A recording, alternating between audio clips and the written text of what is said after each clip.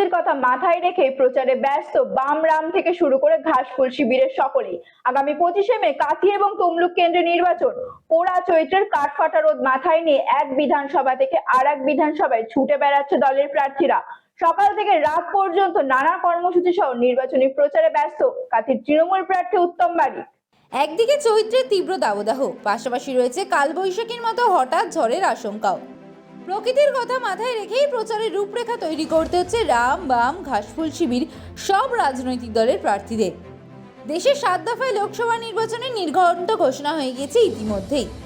আগামী 25শে মে 6ষ্ঠ দফায় রয়েছে কাথি এবং তমলুক কেন্দ্রের নির্বাচন। প্রায় 2 মাস পরে ভোটকে কেন্দ্র করে চলছে প্রচার। পোড়া চৈত্রের কাঠফাটা রোদ মাথায় নিয়ে এক বিধানসভা থেকে আর এক বিধানসভা ছুটে বেড়াচ্ছেন সব দলের প্রার্থীরা। লক্ষ্য একটাই, মনোনয়ন পর্ব শুরু হওয়ার আগে যত বেশি সম্ভব জনসংযোগ। কিন্তু দিনের বেলা বাড়লেই রোদের দাপটে ভাটা পড়ছে সেই প্রচারে। ওই সময় ঘরের মধ্যে কর্মী বৈঠক সেরে সব দলেরই প্রার্থী বিকেল থেকে রাত পর্যন্ত নানান কর্মসূচি করছেন। কাথির তৃণমূল প্রার্থী উত্তম বারিকের সমর্থনে রামনগর বিধানসভা জুড়ে বেশ কয়েকটি কর্মসূচি ছিল বৃহস্পতিবার। এদিন দিনভর রামনগর 2 নম্বর ব্লক জুড়ে প্রচার করেন উত্তম বারিক। কখনো মন্দিরে পুজো দিয়েছেন, মোটর বাইকে র্যালি করেছেন, আবার হেঁটে জনসংযোগ সেরেছেন তিনি। পাশাপাশি রামনগরের বিধায়ক তথা রাজ্যের কারামন্ত্রী অখিল গিরি এবং কাথি পুরসভার পুরপ্রধান সুপ্রকাশ গিরি এবং কাথি জেলা তৃণমূল সভাপতি পীযূষ কান্তি পণ্ডাকে সঙ্গে নিয়ে কাদুয়া গ্রাম পঞ্চায়েতের মাইতিহাটে বুথভিত্তিক কর্মী সভাও করেন উত্তম বারিক। পাশাপাশি সটিলাপুরেও কর্মী সভার আয়োজন করা হয়। উত্তম বারিক জানান, সমস্ত জায়গায় মানুষের ভালো সাড়া পাচ্ছি, তবে ভোট এখনো বাকি, তাই দলের কর্মীদের পাশাপাশি নিজেও যাতে অসুস্থ না হয়ে পড়ি সেই জন্য সতর্ক থাকছি।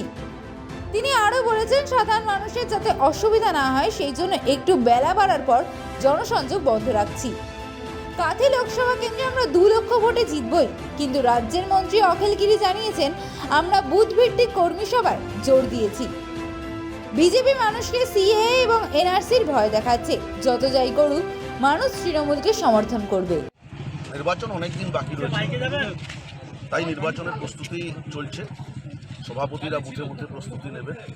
আমাদের নেতা মন্ত্রী অখিল গিরি মহোদয় ব্লক এবং অঞ্চলকে নির্দেশিকা দিয়েছেন আগামী কয়েকদিনের মধ্যে শক্তিশালী বুথ কমিটি তৈরি করে নির্বাচনী অঙ্গ হিসাবে যা যা করার প্রয়োজন রাজনৈতিক দলের সহকর্মী হিসাবে সমস্ত কাজকে সংগঠিত করে মানুষের কাছে। আপনার যিনি প্রতিপক্ষ সৌমেন্দ্র অধিকারী, তিনি আজকে চণ্ডীপুরের একাধিক এলাকায় কিন্তু জনসংযোগ করলেন, কিভাবে দেখছেন?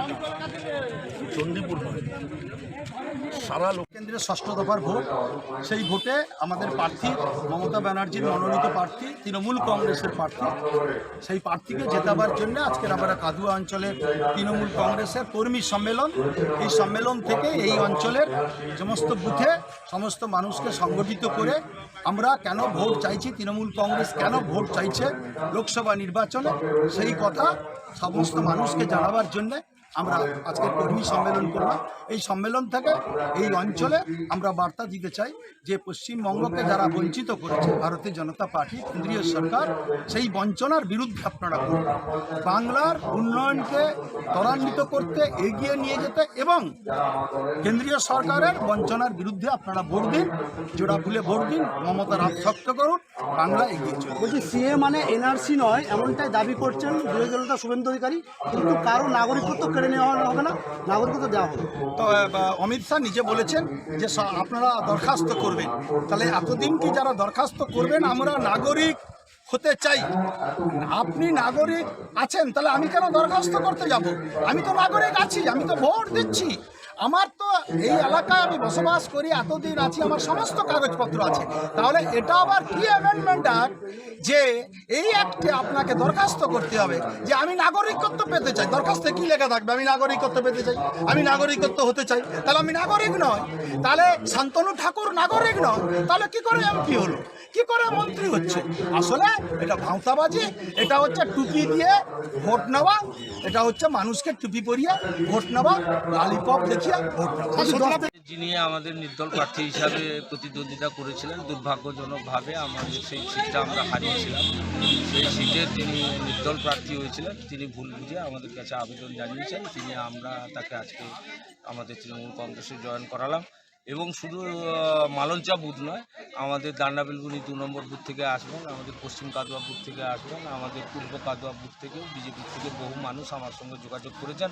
আমরা উপযুক্ত সময়ে পর্যায়ে বাচ্চাকে সঠিকভাবে বড় করতে, যদি বাচ্চাকে ভালো করে বুঝতে পারি, জানতে পারি, চিনতে পারি, তাহলে কিন্তু আমাদেরকে মানুষ করতে অনেক সহজ হবে।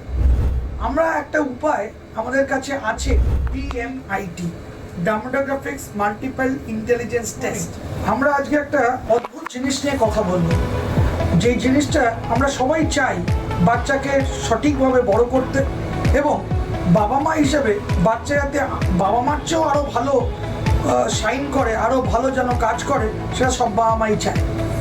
এর জন্য আমরা যদি বাচ্চাকে ভালো করে বুঝতে পারি, জানতে পারি, চিনতে পারি, তাহলে কিন্তু আমাদেরকে মানুষ করতে অনেক সহজ হবে। আমরা একটা উপায় আমাদের কাছে আছে, যেই একটা টেস্টের মাধ্যমে, সেই টেস্টটার নাম হচ্ছে DMIT, demographics multiple intelligence test. এই টেস্টের মাধ্যমে আমরা বাচ্চার ইনবর্ন ট্যালেন্ট, ইনবর্ন স্ট্রেংথস, বাচ্চার এরিয়াস অফ ডেভেলপমেন্ট, বাচ্চার কোন দিকে ন্যাক আছে, বাচ্চা কীরমভাবে পড়াশোনা করতে চায়, কীরমভাবে লোকের সঙ্গে মিশতে চায়, এই সব জিনিসগুলো আমরা বাচ্চার সম্বন্ধে জানতে পারবো সঠিকভাবে। যদি আমরা এটা জানতে পারি, তাহলে আমরা বাচ্চাকে সেই রকমভাবে তৈরি করতে পারবো, এবং তৈরি করতে পারলে বাচ্চা ভালো ফল করবে, শুধু পরীক্ষায় নয়, জীবনেও সে ভালো করে দাঁড়াবে, যেটা সব বাবা মার ইচ্ছে। হ্যাঁ, আমরা আজকে এখন দেখাবো এই যে অদ্ভুত যে প্রসেস বা অদ্ভুত যে একটা টেস্ট, সেই টেস্টটা কি করে হয়। যে টেস্টটার নাম DMIT, demographics multiple intelligence test. Saugata, এবার তুমি শুরু করো। আমরা একটা ফিঙ্গারপ্রিন্ট মেশিন নিয়ে এই কাজটা করা হয়, এবং এই ফিঙ্গারপ্রিন্ট মেশিনে কিন্তু শুধু DMITর জন্যই কাজগুলো করা যায়। প্রথমে আমরা লেফট হ্যান্ডগুলোকে আগে নেব, তারপরে আমরা রাইট হ্যান্ড নেব, এই দুটোরই আমরা ফিঙ্গারপ্রিন্টগুলো নেব, এবং 3 রকম শেপে নেব, সামনে সাইড 3 রকম করে নেব, যাতে করে আমরা অ্যাকুরেট টু অ্যাকুরেট রেজাল্ট পেতে পারি। অনেকেই একবার নিয়ে রেজাল্ট বের করে, কিন্তু সবচেয়ে বেশি অ্যাকুরেট চাইতে হলে একটা ফিঙ্গারকে 3 রকম অ্যাঙ্গেলে নিয়ে আমরা এই কাজটা করি। আপনারা দেখতে থাকুন কীরকমভাবে টেস্টটা হচ্ছে, এবং একটা সফটওয়্যারে আমরা এই ফিঙ্গারপ্রিন্টসগুলোকে তুলে নিচ্ছি, এবং তুলে নেওয়ার পরে আমরা সেই রিপোর্টটা, যেই কাস্টমার আমাদের সঙ্গে করলেন রিপোর্টটা, সে ওই রিপোর্টটা পায়, এবং তারপরে আমাদের একজন সাইকোলজিস্ট আছে, যিনি টোটাল রিপোর্টটার উপরে একটা কাউন্সেলিং করে, এবং সেই কাউন্সেলিংয়ে একটা entire discussion between the parent and the councillor হয়, যাতে করে বাবা মা বুঝতে পারে তার কোথায় স্ট্রেংথ, তার কোথায় এরিয়াস অফ ইমপ্রুভমেন্ট, তার পার্সোনালিটি, তার কি ইচ্ছে অনিচ্ছে, পড়ার স্টাইল, এবং কোন দিকে সে বড় হয়ে ভালো রোজগার করতে পারবে, বিজনেস করবে না চাকরি করবে, চাকরি করলে কোন স্ট্রিমে যাবে, সব কিছু সে কিন্তু বিশদভাবে বাবা মা জানতে পারে। এর সম্বন্ধে বিশদ জানতে যোগাযোগ করুন eMerit Solutions, এবং আমাদের ফোন নাম্বার এবং ইমেল আইডি, হোয়াটসঅ্যাপ নাম্বার সব স্ক্রিনে ডেমনস্ট্রেট হচ্ছে বা ডিসপ্লে হচ্ছে। Thank you.